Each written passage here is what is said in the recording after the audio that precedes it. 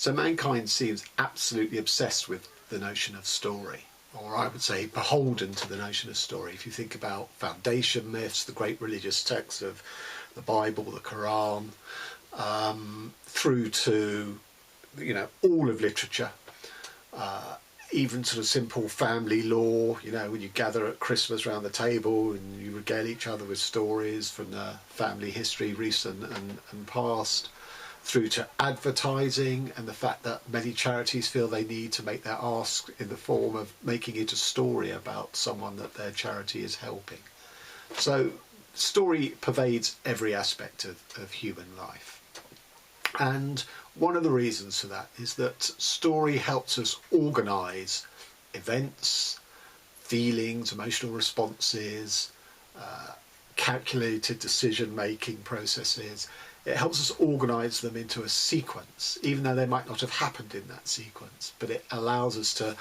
individually pick out the strands and then to bring it together in a coherent narrative that leaves us at the end with, you know, an emotional response or a decision taken or an analysis of a sort of a journey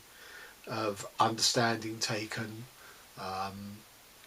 So that's why I think story is really important to mankind. So my book, Stories We Tell Our Children, gathers together 30 stories from all sorts of different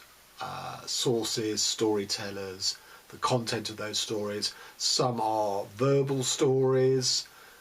some are literary stories, you know, different genres of writing, and some are non-verbal, non-literary. So there's one gathered from jigsaw making, there's one based around ballet dancing, things like that.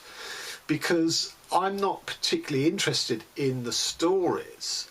I'm using story to examine the notion of the storyteller, what it tells us about the storyteller. And because I've gathered together 30 different storytellers,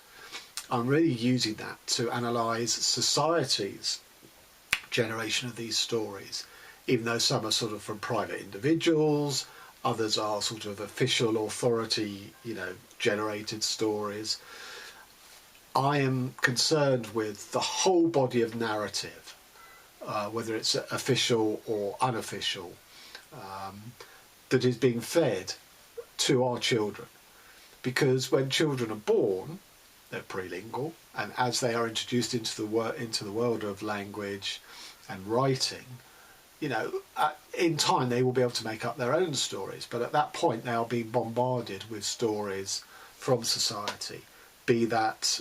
you know, being read to them at their bedtime night reading by a parent at the side of their bed, or it could be you know, what they see on TV, in the narratives on TV, in cartoons or whatever. So the child is very exposed at this juncture and may not have many of the tools to unpick those stories. So that is why I'm looking at, as I say, stories from all sorts of sources, but collectively from society, that our children are exposed to. And I'm holding them up to light as to whether they are fit for purpose, whether we equip our children to face what is an increasingly complex world and the digital world online, where there are lots of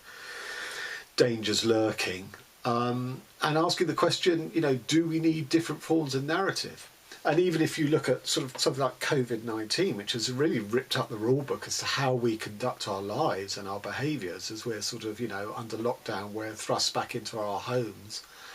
there could well be lots of new narratives emerging out of that, and lots of new ways of doing things in society, be it social, be it to do with economics and work, be it to do with how things are just communicated to us, you know, from the authorities. Will it change the relationship of us and the authorities, who are,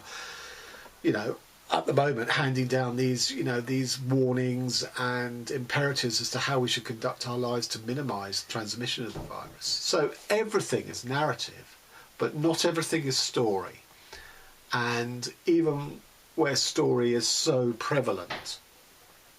it may do more harm than good. And that is what Stories We Tell Our Children looks at.